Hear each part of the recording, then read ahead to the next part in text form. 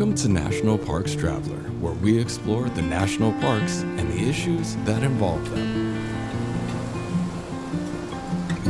Who could have predicted that Hurricane Helene would carry her fury from the Gulf of Mexico and the coast of Florida hundreds of miles north into Appalachia?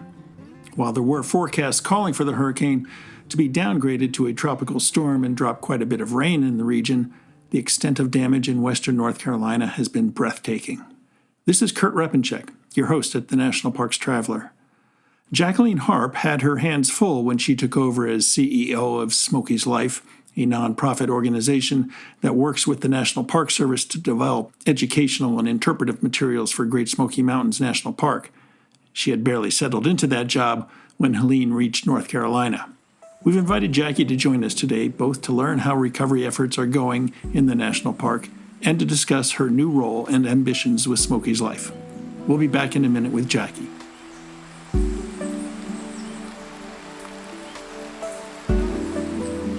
Smokies Life, full of stunning photography and thought-provoking reads, Smokies Life Journal is a biannual magazine produced by Smokies Life, formerly the Great Smoky Mountains Association. Members receive it free of charge each spring and fall, and it is available for purchase in retail stores throughout Great Smoky Mountains National Park and online at smokieslife.org. Acadia National Park is one of the 10 most popular national parks in the United States. It's also one of the smallest and most vulnerable. That's why Friends of Acadia exists. Friends of Acadia is an independent organization of passionate people inspiring those who love this magnificent park to make a real and lasting difference for Acadia. You can make a difference at friendsofacadia.org. The Blue Ridge Parkway Foundation is the primary nonprofit fundraising partner for the Blue Ridge Parkway. It is made up of people who have a deep love for this majestic road and want to ensure that its natural beauty and the experiences it offers endure for generations to come. You can show your appreciation at brpfoundation.org. Listener and reader support make the National Parks Traveler possible every day of the year. If you enjoy the Traveler's content, please consider a donation at nationalparkstraveler.org.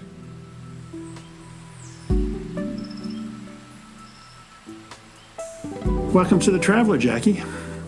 Thank you, Kurt. It's great to be here, albeit certainly wish it was under some different circumstances, different topics. Yeah, well, it's quite a introduction, quite a welcome you got to Great Smoky Mountains National Park. I mean, you haven't been there very long, and a storm came to greet you.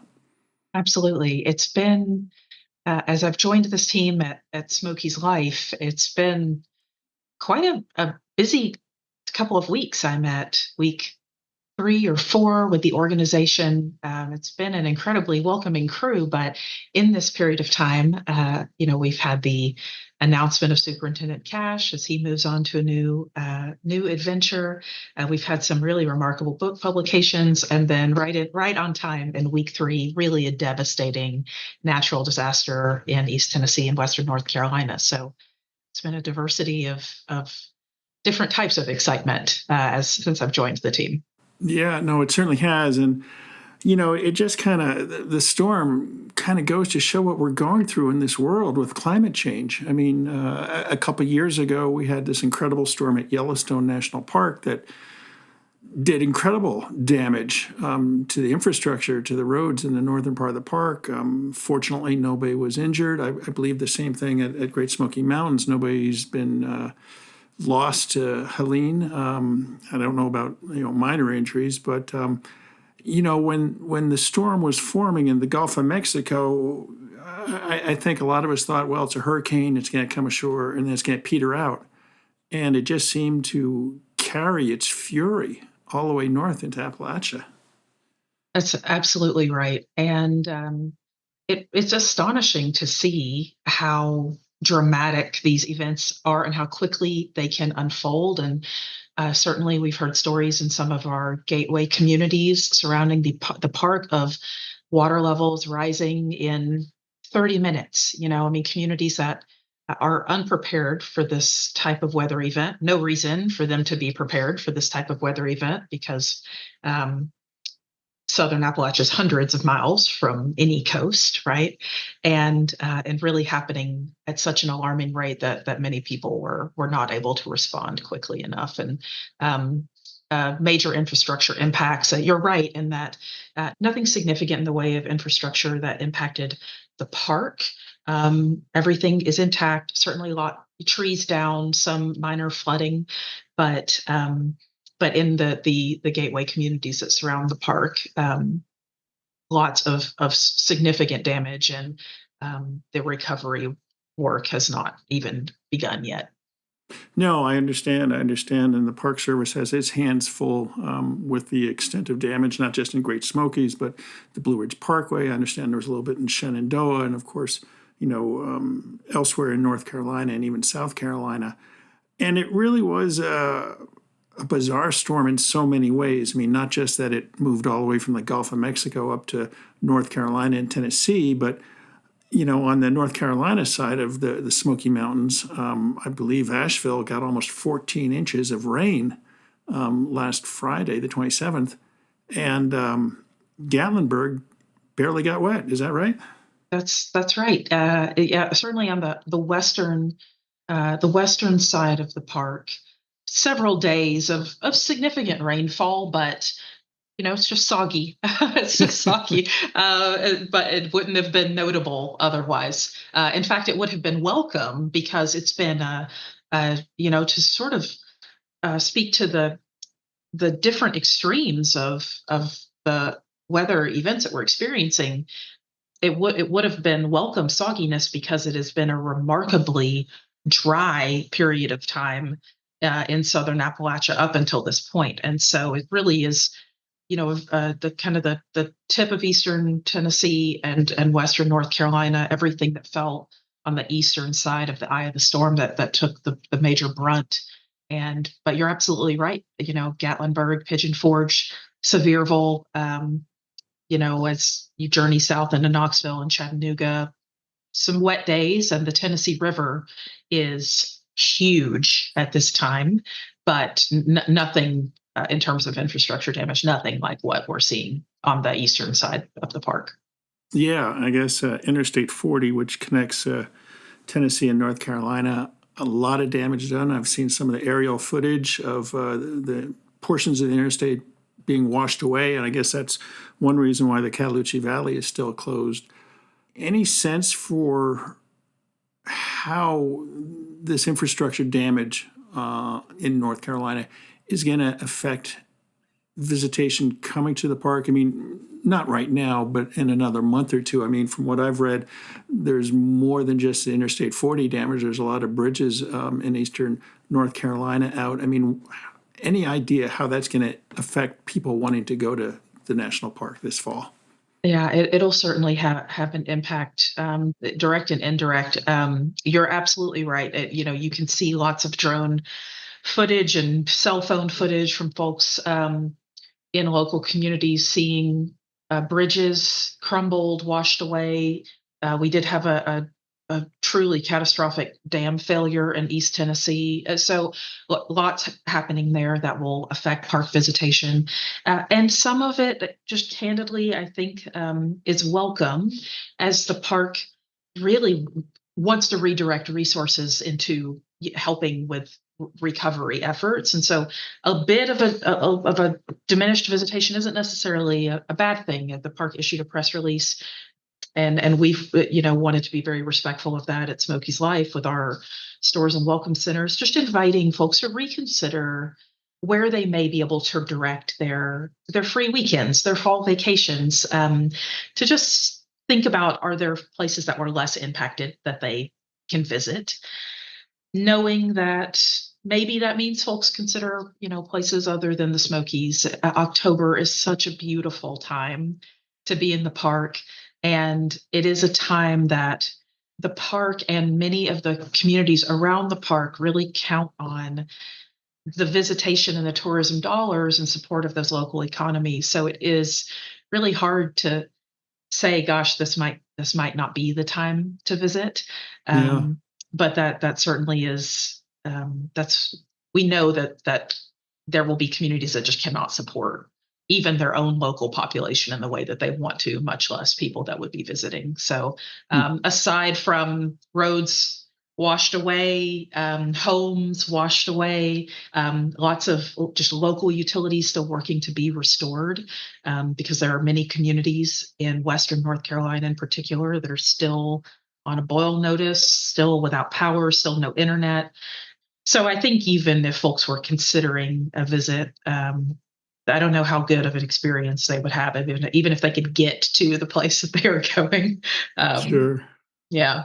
Yeah, I was reading some Reddit comments online, and somebody was asking, how soon can I return to Great Smoky Mountains National Park, and the responses were pretty harsh in terms of, I can't believe you're even thinking about that. They're just trying to do storm assessments, and communities are trying to figure out how they're going to put their infrastructure back together, and in some cases their lives back together. And they were suggesting, go to Shenandoah, or go to West Virginia and Seneca Rocks, or maybe go down to the beach. I mean, and that's the reality of it. And it does have to be a real double whammy for these communities, because the fall foliage season is a big tourism driver in that part of the state.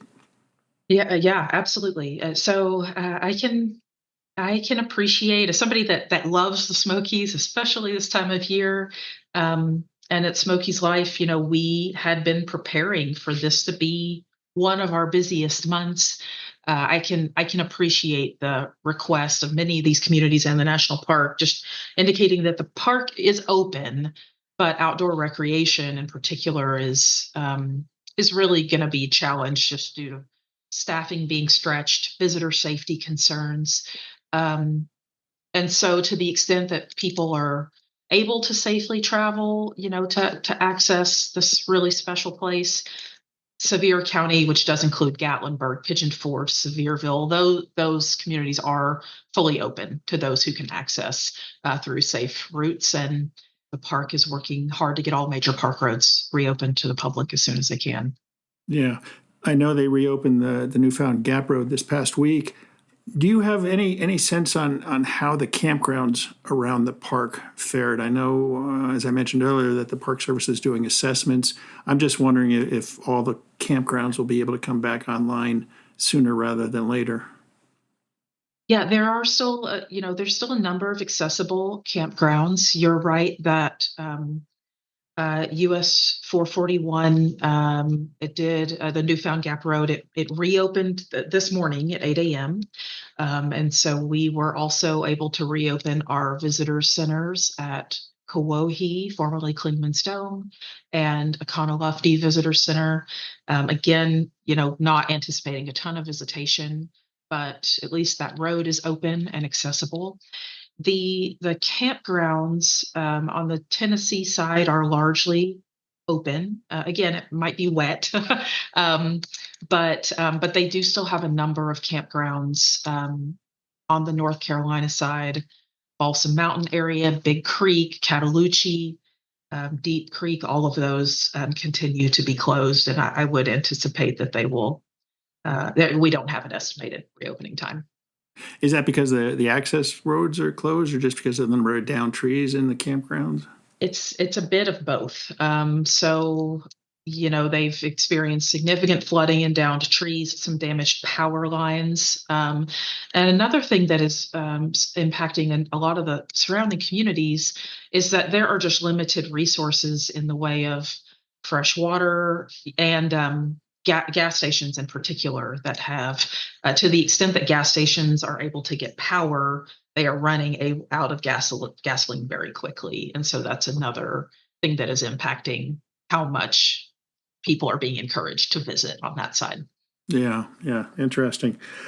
What about your stores, the Smoky Life stores around the park? They all got through okay, as far as you know?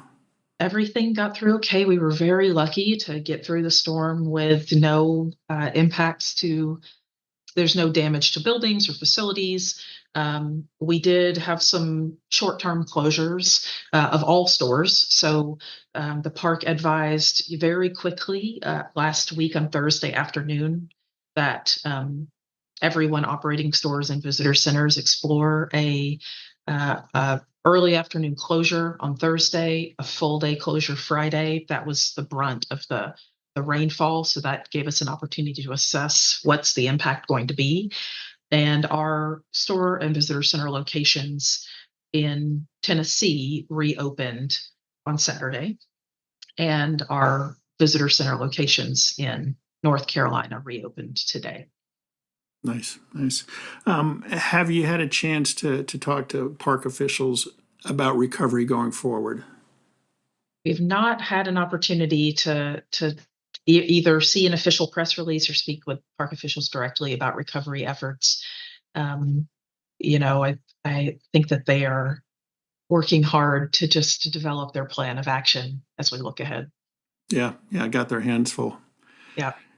So, Jackie, certainly your new job was probably tough enough getting used to the new role, and the storm certainly complicated it. But you come to Smokies Life with a great deal of outdoor and conservation's experience and background. 18 years with REI in various positions. You're on the board of some local conservation organizations. You have a Southern Appalachian Naturalist Certificate program that you went through. Wow. Thank you. Thank you for that professional summary. I mean, I've just been a writer for 40 years, also. Which is remarkable in and of itself. Yeah, just because I live that long. But no, it's a great depth of background that you bring to the role. What interests you in going to Smokies Life? Gosh, I mentioned early in our conversation, I am from East Tennessee. I grew up in the Chattanooga area and have spent the bulk of my career, with REI, and then prior to REI, was with the YMCA, and so I've really have spent the bulk of my career in membership organizations that are really rooted in mission work that surrounds important trying to solve important problems around human health and happiness. And I love that work. I feel really passionate about it. I had a wonderful 18 years at REI, but also felt just struck immediately when I saw the announcement for Laurel Rematory's retirement and the search for a new chief executive officer at Smokies Life, that this was a path that I should pursue. The Great Smoky Mountain National Park has really been the backdrop for my recreational narrative for my entire life. And so I love the park, and certainly have a lot of passion and expertise in running store locations and creating a great membership experience. And so it seemed like the right opportunity at the right time. And I'm certainly learning a lot about nonprofit sector compared to for-profit sector. That what this is like to partner with the National Park Service, and just the pace at which things operate and the level of real responsibility that the Park Service takes at making sure they're stewarding the American public's resources and tax dollars in the right way. So it's culturally much different than what I'm accustomed to, but I'm learning a lot, and it's been great so far. I guess it's got to be really, really exciting too, because it's a different chapter, so to speak, from what you have been doing to what you will be doing, and by that I mean Smokies Life works with the Park Service to interpret things or bring education to the visitors. And that's got to be exciting, coming into a landscape like Great Smoky Mountains National Park, looking what Smokies Life has done, what they've been doing in terms of interpretation, interpretive materials, and looking out and brainstorming what else is possible. Absolutely. Yeah, I mean, there is truly I guess I would be exaggerating to say it's unlimited, but there is so many different directions that educational and interpretive services can take in Great Smoky Mountain National Park, because of the very deep well of scientific sort of biological diversity in the park, the extensive both natural and cultural history that is celebrated in the park. So many incredible stories of families and communities. And so it to your point, it is really exciting. And in some ways, it's as I'm just onboarding and taking in the remarkable things that this organization does in service of the park. It's hard to know, like, okay, which direction do you choose? Where do you point the compass? Because there is so much rich diversity available in this park, and so that's a gift. That's not a. I'm grateful for that problem. But so it is a really exciting time, and there's a great interpretive partnership Smokies Life has with the park, and so I think we're excited to see where this next season of leadership goes overall. With both, I'm new in my leadership role at Smokies Life, the philanthropic partner. For the park, Friends of the Smokies also has a leader relatively newer in their role, and then of course we'll welcome a new superintendent soon, and seek to deliver on that person's mission. So it is an interesting sort of turning point in terms of leadership, and we'll see where it goes. Definitely interesting times ahead of you. And what you were touching on as far as the science aspect and the historical aspect and the cultural aspect of the Smoky Mountains, that's what I love about the national park system, because so many parks have those different elements. And so, you might be welcoming somebody who's there for recreation, or you might be welcoming somebody who wants to know more about the history, the cultural history, or the science. And so to be an organization that taps into those different veins of knowledge and experience to bring them to the visitor, I just think that's fascinating. It is fascinating, and it's really it's such a gift and a responsibility that we take really seriously at Smokies Life. And I don't presume to speak for the Park Service, but I think they would echo that, right? Like it is a responsibility that I think that everyone treats with significant gravity. And no matter what reason people come into Great Smoky Mountain National Park or other national parks, we want to find some type of pathway to welcome them into a memorable one-time experience or a memorable lifelong experience in these natural spaces. So it's pretty special, and I'm excited to get to be a part of it. One thing that the Park Service has been grappling with in recent decades, I guess you could say, is who is coming to the parks. There's been a concern over a lack of diversity.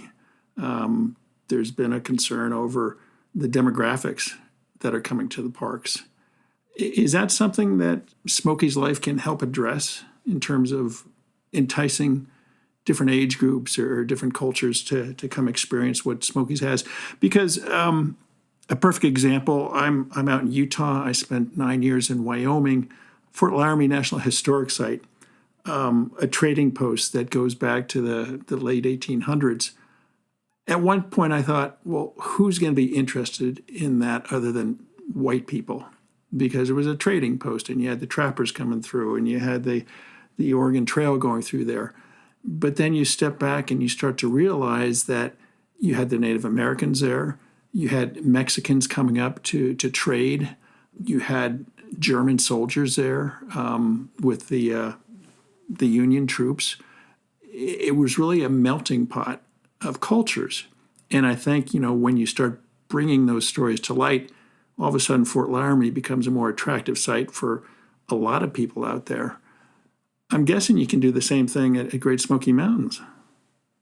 Absolutely. And the thing that's really, it's interesting to me, having come from the for-profit sector around, outdoor education and retail sales. And having grown up in East Tennessee, I observe actually an incredibly diverse population of people coming into the park and visiting in the communities surrounding the park. I mean, a walk through Gatlinburg or Pigeon Forge is going to reveal all versions of the American persona and income brackets, races, genders, age ranges, families.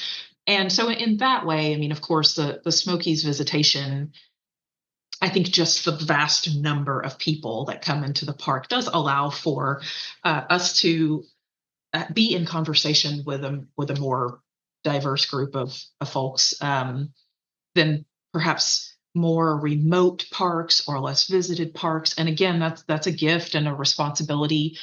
So really, the challenge today that is facing the Smokies, just like a lot of the national park system, is how do you engage those folks in meaningful ways? And so even though we do have many, many millions of people coming to the park and a wide diversity of lived experience and backgrounds, um, a lot of those folks aren't getting out of their cars to do things other than just step into scenic overlooks.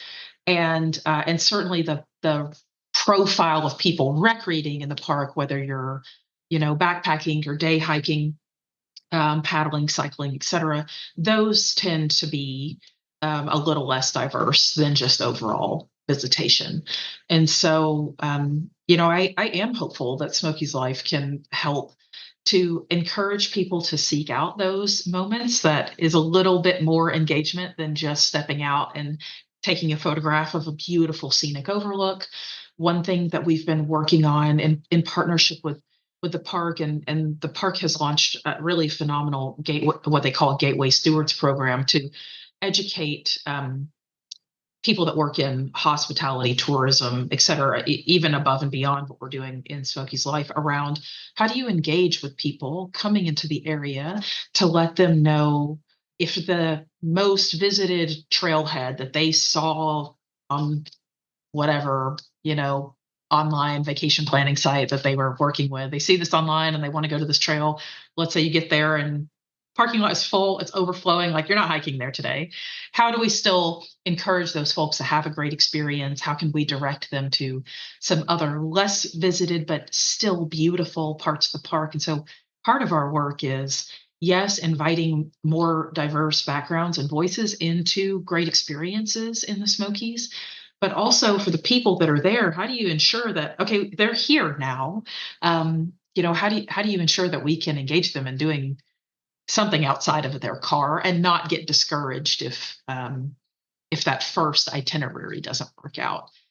So it's a little bit of a different approach that we're trying to take, just given the really significant park visitation. But I think and hope it's something that we can crack.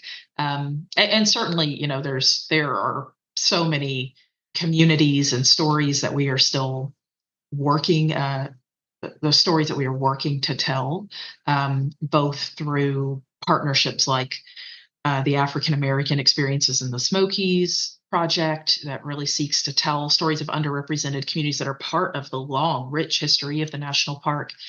We have a highly engaged group of advocates in the Eastern Band of Cherokee right next door that, just advocated for historic restoration of the Cherokee name of the highest point in the park, now at Kuohi instead of Clingman's. So like there's a lot of engagement, a lot of people that have important things to say. And so we're trying to pull a lot of those stories forward so that when different communities of people come into the park and they want to participate, they want to see themselves reflected, they want to have great, meaningful experiences, we've got something for them.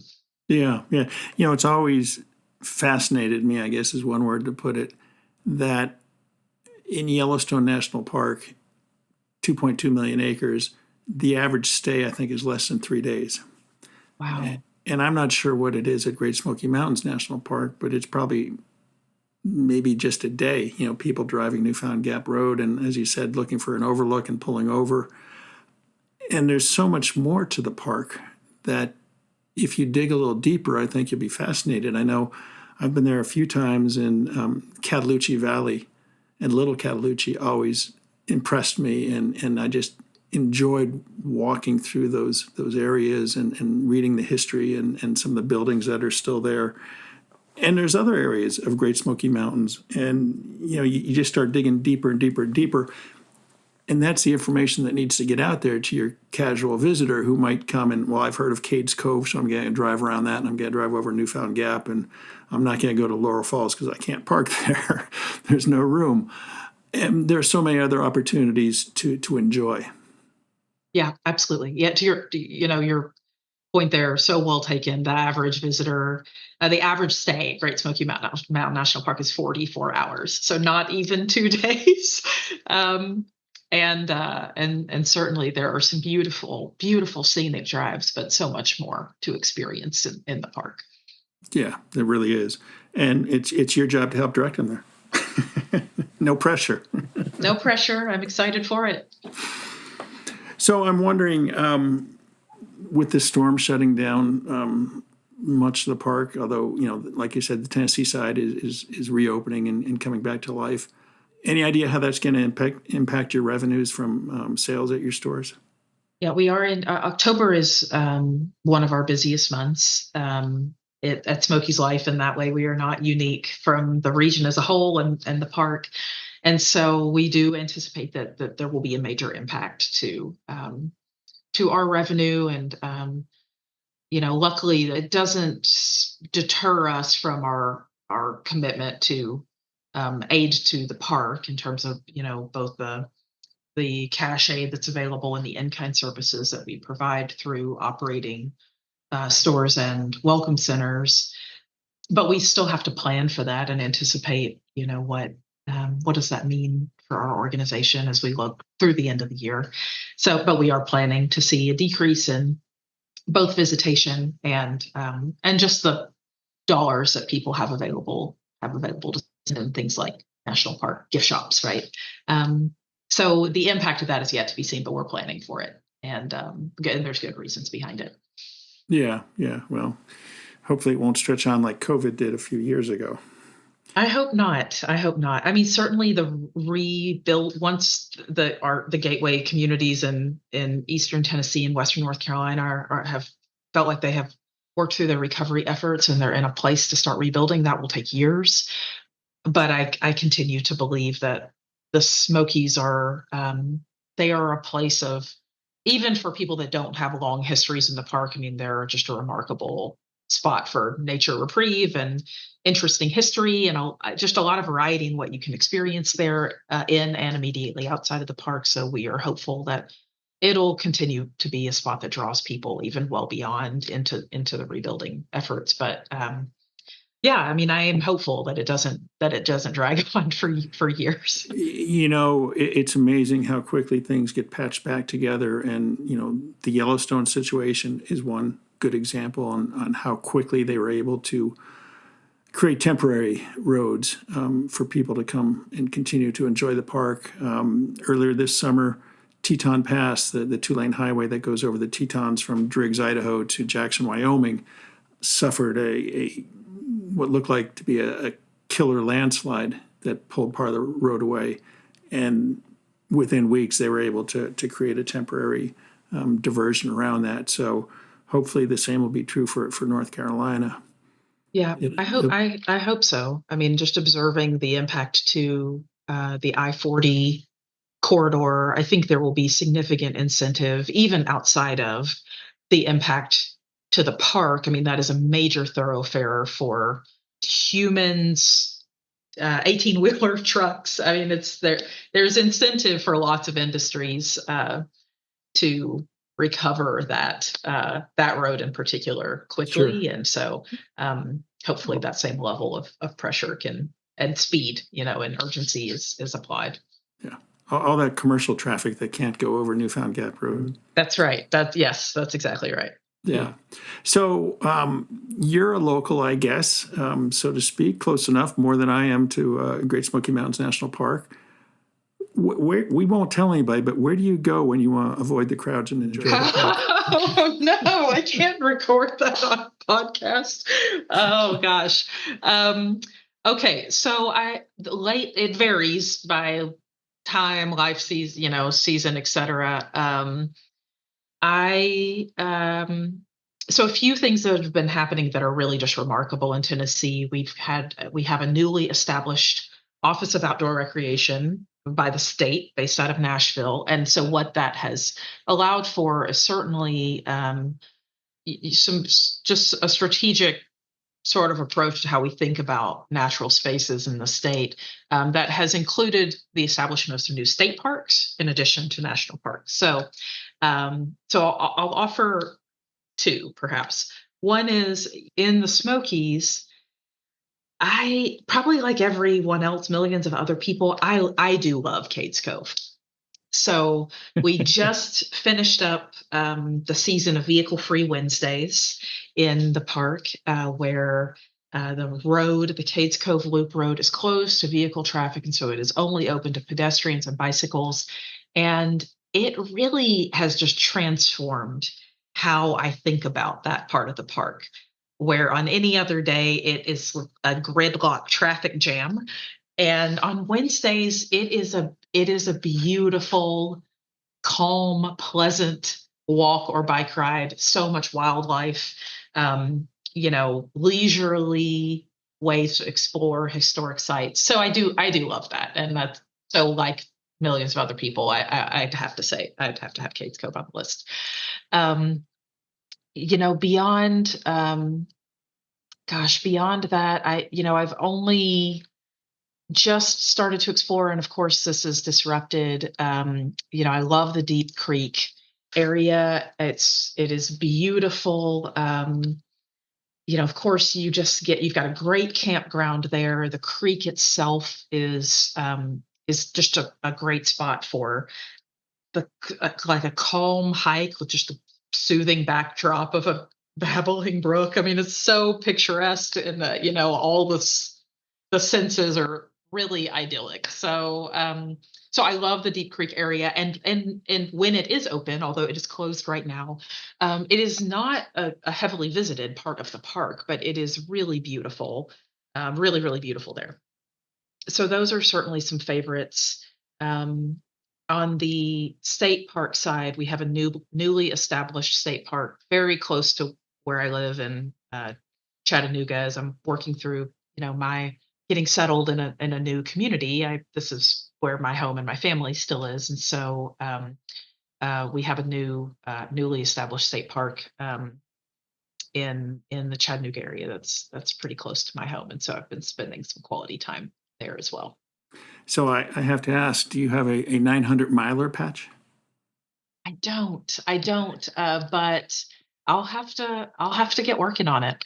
I really don't have an excuse at this point um, to not hike as many trails as possible in the park. Yeah, that's a lot of trails. 900 miles. It's not something that a working person knocks off in the summer. Yeah, no, absolutely. I probably I might have 900 miles in the park, but it's not like I have lots of repeat trails that I love. Sure. So yeah.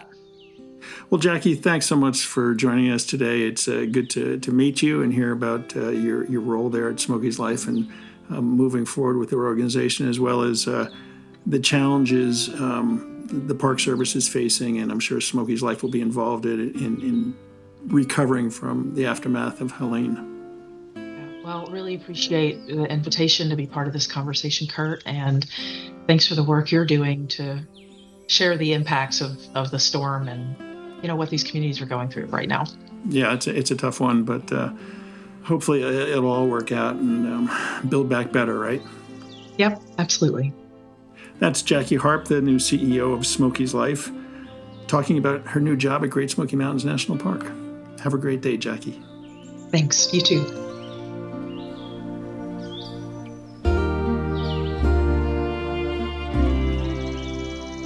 That's our show for this week. We hope you enjoyed it. How long the recovery effort in North Carolina and inside Great Smoky Mountains National Park will take is hard to say.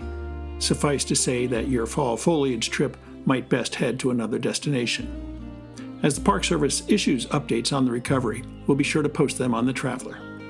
For The Traveler, this is Kurt Repenchek. See you in the parks.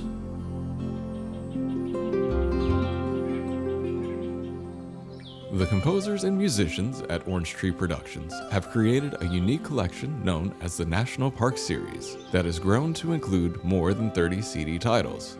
Composed against the backdrop of a park's sounds of nature, these musical scores will connect you with these beautiful places and take you there, at least in your mind.